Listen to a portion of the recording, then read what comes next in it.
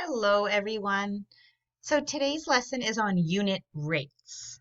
Okay, you hear about rates every day when you hear miles per gallon or dollars per hour, words per minute. All of those are rates. So let's look at the definition of a rate. A rate is a ratio of two quantities or amounts measured in different units. So like miles and hours, those are two quantities, right? And they're two units. Miles is one unit, hours is another unit. So here's an example. 160 beats per 2 minutes. Or you can write it like this, 160 beats in 2 minutes. Another way that you can write this would be using the word per. 160 beats per, using the word, P-E-R, per minute. All right, so 3 different ways to write it. And actually, there's another way. You could even, instead of the word per, you could put a slash, beats per minute. All right, so that's what a rate is. So what's a unit rate? A unit rate is a rate that is simplified so that it has a denominator of 1. So this is a rate because it's 160 beats in 2 minutes. So a unit rate would be how many beats in 1 minute, right? So let's think about how are we going to make it so our denominator is 1? Well, we're just going to simplify the fraction just like we did in our last lesson. So to get from 2 to 1, I have to divide by 2. So 2 divided by 2 is 1. And if I divide the bottom by 2, I'm going to have to also divide the top by 2. So I can do 160 divided by 2. And if you use long division, you're going to get 80. So we get 80. All right? So we get 80 beats. And this would be per 1 minute. All right? So let's write it like this. 80 beats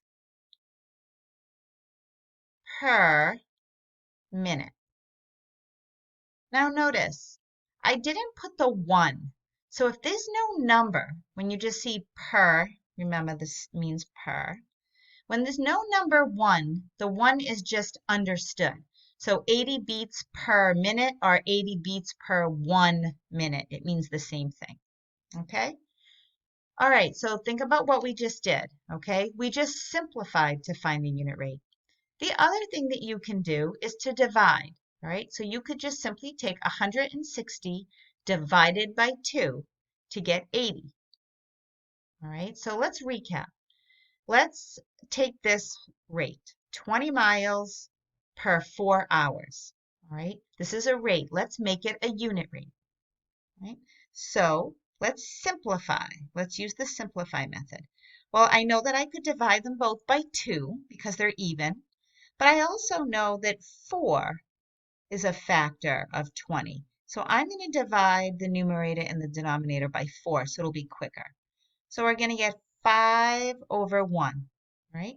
So I'm going to write this as 5 over 1 is just 5, right? Because 5 over 1 is 5. 5, now I have to put my labels. 5 what? Miles per hour. So miles per hour. You could put the word PR, right? Or you could even, in this case, this is a special case, MPH for miles per hour. All right, the other option when finding a unit rate is to simply divide, okay? So remember that a fraction bar always means divide. So per, let me write this over here.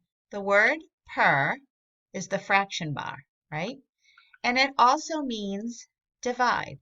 So 20 divided by 4 is 5. If you were going to type this on a calculator, 20 goes in first. 20 divided by 4. So we get 5 miles per hour. All right? So to make it simple from here on in, why don't we just focus on the division method? If you want to simplify, you can also do that, right?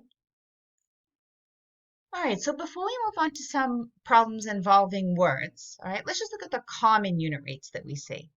when we talk about average speed a lot in real life, and that's miles per hour. Whether you're riding your bike or you're in a car or a motorcycle, that's miles per hour. Gas mileage. So how many miles per gallon do you get?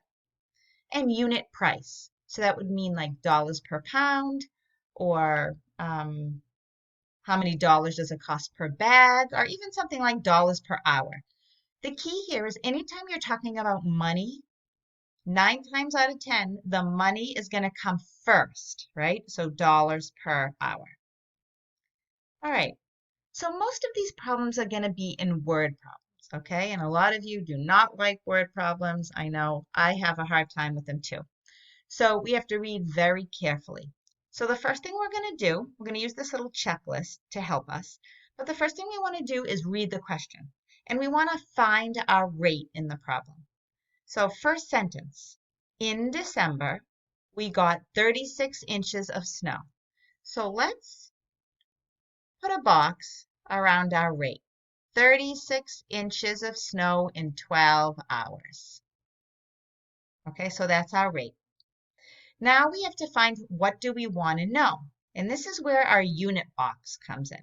Okay, so in our unit box, this is our fraction. Here's our fraction bar. We're going to set up what do we want to know? Well, we want to know what is the unit rate in inches per hour. So we want our answer to be inches first because it comes first. We're translating.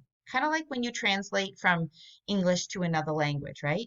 English to math. So English, excuse me, inches per hour. So inches per hour. All right, once we get this, that's the hard part. Now we're just going to plug in our fraction. So let's check this off. I made my unit box, and that came from the question. So the last part of the question, what do I want to know?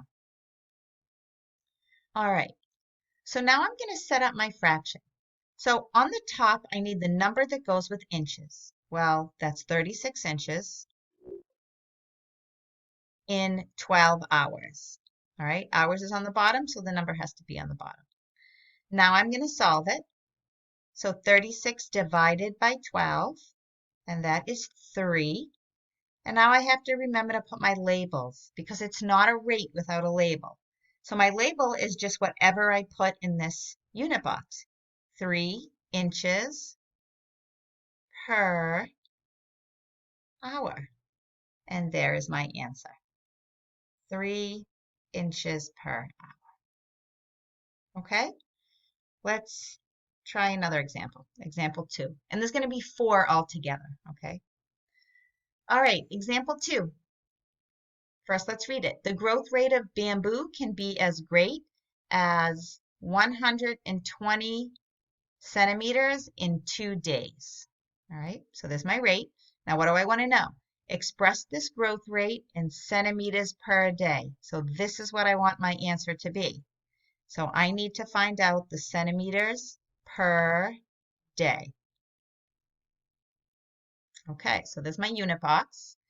Now let's set up the fraction. Centimeters is 120 and day is 2. Now we're going to solve. 120 divided by 2 is 60. And I'm going to label my units. 60 what? Centimeters per day. And there is my unit rate. So remember, even though it doesn't say 1 day, that's what it means. 60 centimeters per 1 day. So every day, the bamboo grows 60 centimeters. All right, example 3. It's a little bit different, so pay attention, okay? The 7th grade class got 5 buses to take 250 students to the field trip. What do we want to know? How many students will there be per bus? So let's set up our unit box. What do we want to know? Students first, and then per bus. So students per bus. Right? So now students comes first. So be careful. Students is the second number. So 250 students in 5 buses. So let's divide, and we're going to get 50. 50 what? 50 students per bus. Okay? So this one was just a little bit different because we have to take the second number and put it on top.